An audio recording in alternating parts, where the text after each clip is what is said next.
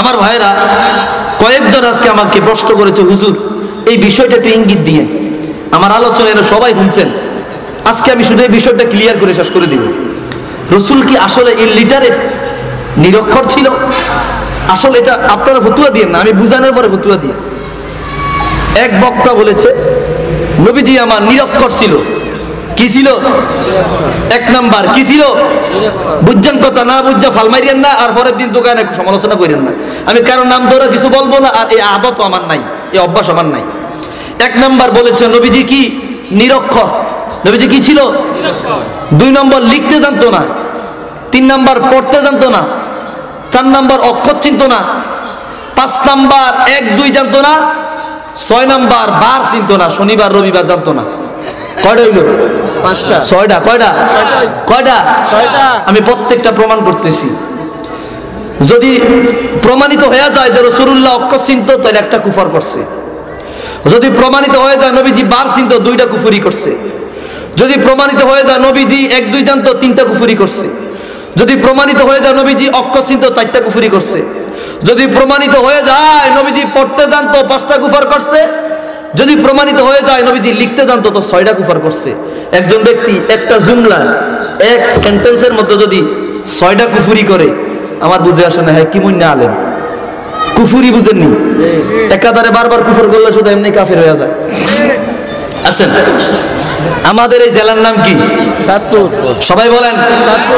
আমি কারো বিরুদ্ধাচরণ করতেছি না, বুঝবেন আগে। এই জেলার নাম কি? আমি যখন সিলেটে বরিশালে নর্থ বেঙ্গল মাহফিল করতে যাই, আমার একটা চাঁদপুরি হুজুর। কি হুজুর? কিল্লাই গে আমার চাঁদপুরে জন্ম।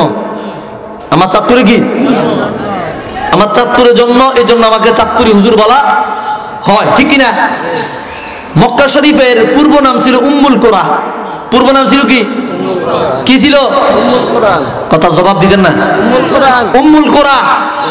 রাসূলুল্লাহ ওই উম্মুল কোরায় জন্মগ্রহণ করার কারণে আল্লাহ তাআলা তাকে ডাক দিয়েছে ও উম্মুল কোরআন নবী, মানে উম্মি নবী। সুবহানাল্লাহ।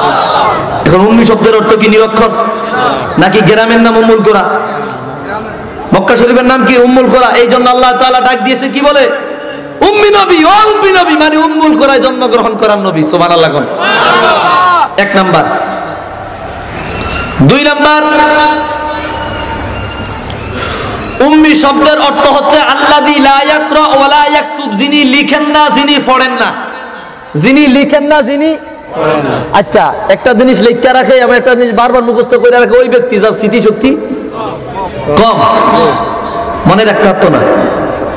ওই ব্যাকল নবীজি তো মনে না রাহিনা ব্যারাম ছিল না, নবীজি যা শুনতো সব মনে রাখতো। সুবহানাল্লাহ। এই জন্য নবীজির লেখার প্রয়োজন ছিল না, আর বারবার আগ্রায় পড়ারও প্রয়োজন কোনোদিনও না। এই জন্য আল্লাযী লা ইয়াকরা ওয়া লা ইয়াকতুব, যিনি লিখেন না, যিনি পড়েন না।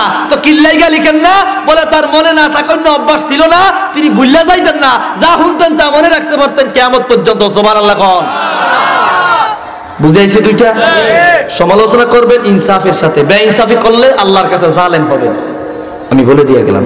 3 নাম্বার আমি ব্যাখ্যা করতেছি। উম্মি শব্দের অর্থ হচ্ছে মূল, আসল, মূল। কি? নবীজিরে যদি না বানাইতো আল্লাহ তাআলা এই কুল কায়নাত কিছু বানাইতো নি? তো মূলে কে? রাসূলুল্লাহ। রাসূলুল্লাহর কারণে तमाम দুনিয়া বানাইছে, এই জন্য আল্লাহ তাআলা নবীজিকে উম্মি বলেছেন। সুবহানাল্লাহ। উম্মি শব্দের অর্থ ক্লিয়ার? আসেন, নবীজি পড়তে জানতো না। আসলে কি পড়তে জানতো কি জানতো না? পড়তে জানতো কি জানতো না? as-সুনানুল কুবরা ইমাম বাইহাকি রাহমাতুল্লাহ আলাইহি 3য় খণ্ডের মধ্যে যুদ্ধ থেকে যুদ্ধ বিজয় করছে সাহাবায়ে কেরাম, চিঠি লেখা ওই চিঠি রাসূলুল্লাহর দরবারে পাঠাইছে। নবীজি ফাস্টুলা চিঠিটা পড়লেন, ফাকরা আর রিসালা। নবীজি চিঠি পড়লেন, পড়ার পরে বললেন আলহামদুলিল্লাহ, আল্লাহ শুকরিয়া আদায় করতেছি। সুবহানাল্লাহ।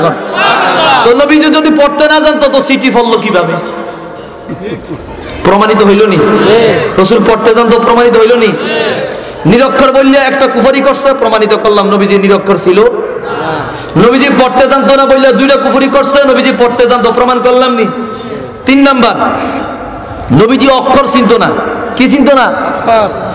সুনানে মুসনাদে আবু দাউদ আত-তায়ালিসি 3য় খণ্ড, আল্লামা সুলাইমান ইবনে দাউদ আল জারুদ রাহমাতুল্লাহ আলাইহি, সর্বশেষের দিকে হাদিস সাহাবায়ে কেরাম জিজ্ঞেস করে, ইয়া রাসূলুল্লাহ, দাজ্জাল কিভাবে চিনবো? বলে দাজ্জাল চিনবা কিভাবে?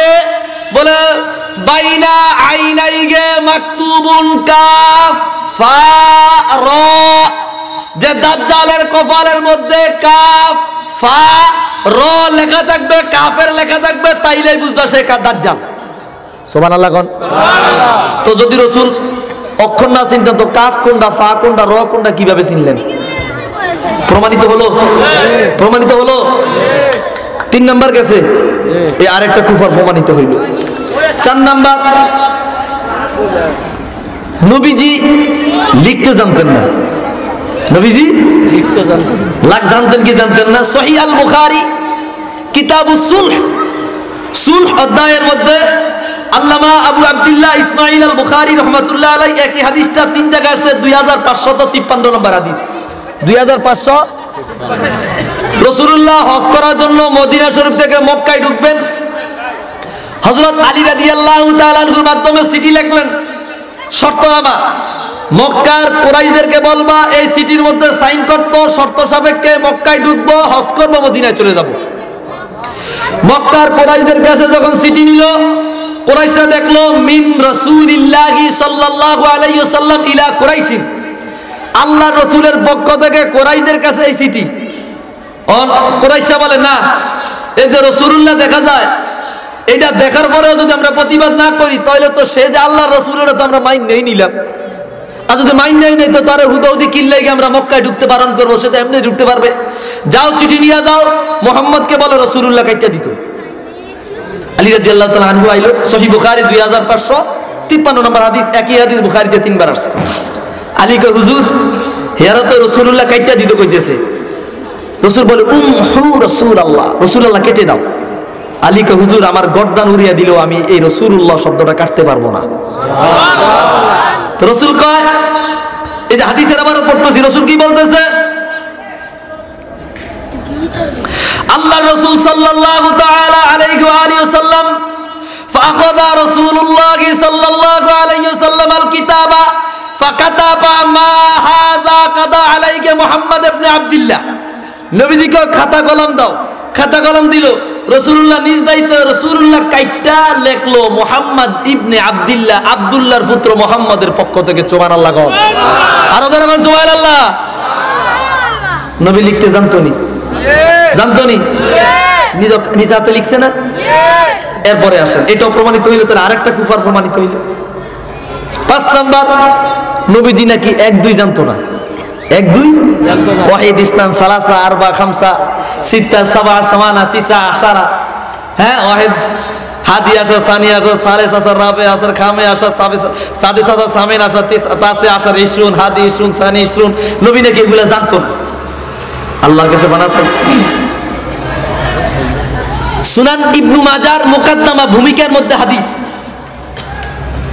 রাসূল বলতেছে ইন্না বানি ইসরাঈলা ইয়াতাফাররাকু আলা 72 মিল্লাহ ওয়া তাফতারিকু উম্মতি আলা 73 মিল্লাহ।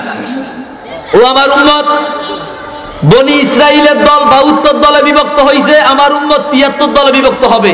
72 73 এগুলা 1-2 কিনা? এগুলা 1-2 কিনা? তো নবী বলে 1-2 জানতো না। আরেকটা কুফর প্রমাণিত হইল নি? সর্বশেষ নবীজি বার চিনত না, সোমবার কোনটা শনিবার কোনটা। সুনান তিরমিজি 6 নম্বর খণ্ড কিতাবুল মানাকিব অধ্যায়, ইমাম বাইহাকি দালাইলুন নবুওয়াত প্রথম খণ্ড 67 পৃষ্ঠা। সুইলা রাসূলুল্লাহ সাল্লাল্লাহু আলাইহি ওয়াসাল্লাম আন সাওমি ইয়াউমিল ইসনাইন, সাহাবীরা জিজ্ঞেস করে নবী সোমবারে আপনি রোজা রাখেন কিল্লাই? কয় ফিহি উলিদতু, ওই দিন আমি জন্মগ্রহণ করছি। রাসূলুল্লাহ সোমবারে আর বৃহস্পতিবারে রোজা রাখতেন, এটা তো বুখারীর হাদিস, আপনারা সকলেই জানেন, ফেমাস হাদিস। তো রাসূল যদি বার না চিনতো তো সোমবারে রোজা রাখছেন কিভাবে, বৃহস্পতিবারে রোজা রাখলেন কিভাবে? আপনাদের বিবেকের কাছে আমি প্রশ্ন দিয়ে গেলাম, একজন মানুষ যদি একটা বাক্যের মধ্যে 6টা কুফর করে, ওই ব্যক্তি কেমনে আলেম হয়? ওই ব্যক্তি কিভাবে ডক্টর হয়? ওই ব্যক্তি কিভাবে শিক্ষিত হয়? আমার বুঝে আসে না, কথা বলেন ঠিক কিনা? আমি 6টা কুফর প্রমাণ করে দিলাম। আল্লাহর নবীর সিফাতগুলো অস্বীকার করা নেই। একটা সিফাত অস্বীকার করা মানে একটা কুফর করা, একটা সিফাত অস্বীকার করা মানে একটা কুফর করা। ওই আলেম পরবর্তীতে 30 মিনিটের একটা লাইভ ভিডিও দিছে, ক্ষমা চাওয়াইনা ভিডিও। পুরা ভিডিও আমি 10 বার শুনলাম, কিন্তু এক জায়গা তো ক্ষমা পাইলাম না। তার আগের কথাগুলো আরো মজবুত করে উপস্থাপন করলো। উম্মি শব্দের অর্থ বুঝাইছি।